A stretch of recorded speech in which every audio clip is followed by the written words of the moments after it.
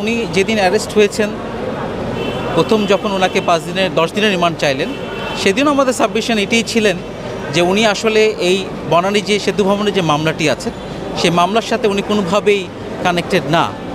কারণটা হচ্ছে যে উনি আসলে এই দেখবেন আপনারা যে এই নাশকতার এই ধ্বংসযজ্ঞের ব্যাপারে দুটো পলিটিক্যাল পার্টির নাম এসেছে। আমি পলিটিক্যাল পার্টির নাম স্পেসিফিক করতে চাচ্ছি না। এই দুটো পলিটিক্যাল পার্টির সাথে ওনার কোনো কানেকশন নেই।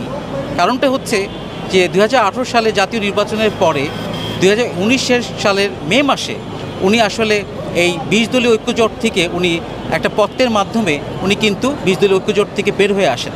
তারপরের থেকে দ্যাট ইজ 2019 সাল থেকে এই পর্যন্ত 2024 সাল পর্যন্ত উনি বিজেপির মাননীয় চেয়ারম্যান, এবং উনি ওই একটা পার্টি উনি নিজে ওনার পার্টির কার্যক্রমগুলো উনি করতেন। উনি কিন্তু আর ওই বিএনপি জামাতের রাজনীতির সাথে কোনোভাবেই জড়িত না। সো এর জন্য এই নাশকতার ঘটনা বা এই বনানী থানার যে মামলাটি, যে সড়ক ভবনে যে হামলা ঘটনা বলা হয়েছে, এগুলোর সাথে উনি কোনোভাবেই কানেক্টেড না। এটি আমাদের সাবমিশন ছিল কোর্টের কাছে।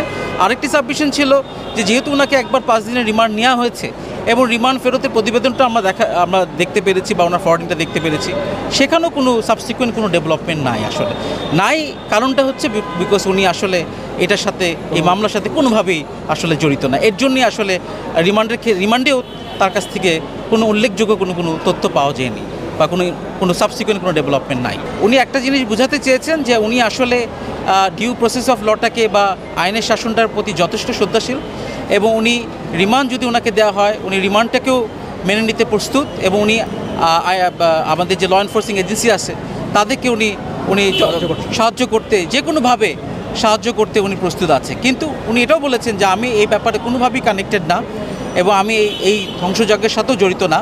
কিন্তু আমার সাথে যদি পুলিশ কথা বলে কোনো ইনফরমেশন, যদি আমার ইনফরমেশনের মাধ্যমে যদি কোনো ভালো কিছু ইনফরমেশন পাওয়া যায়, সেই সহযোগিতা করতে সে রাজি আছে। উনি এটি বলেছে, উনি আইনের প্রতি প্রচুর শ্রদ্ধাশীল, এবং উনি এটা বলেছে যে আমাকে অযথা যেন হয়রানি না করা হয়, এবং আমাকে রিমান্ডের পরে, এই 3 দিনের রিমান্ডের পরে যেন ওনাকে সসম্মানে বেইল প্রদান করা হয়, এটা উনি হুজুর আদালতের কাছে নিবেদন করেছেন। আমরা রিমান্ডের বিষয়টা আসলে যে আমরা বললাম যে আসলে আমরা জামিন চেয়েছি, রিমান্ডটা বাতিল চেয়েছি, এবং আমাদের খুব স্পেসিফিক সাবমিশন ছিল যে উনি আসলে এই বনানী থানার মামলাটা, সেতু ভবনের যে হামলা ঘটনা, এই ঘটনার সাথে উনি কোনোভাবেই জড়িত না। আমাদের স্পেসিফিক সাবমিশনটা এটিই ছিল।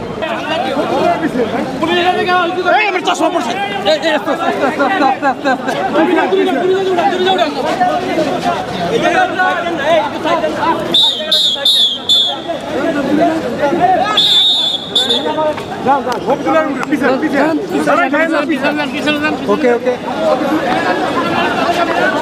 আসি ভাই আসি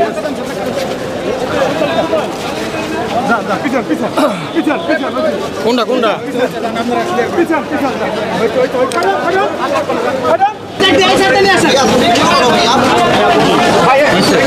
ছড়েন ভাই, আপনার সুযোগ দেন ভাই, একটু সুযোগ দেন, আমাদের সুযোগ দেন ভাই, আস্তে আস্তে আস্তে আস্তে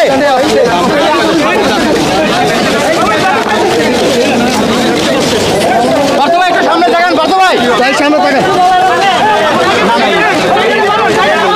বাত ভাই কিছু বলবেন?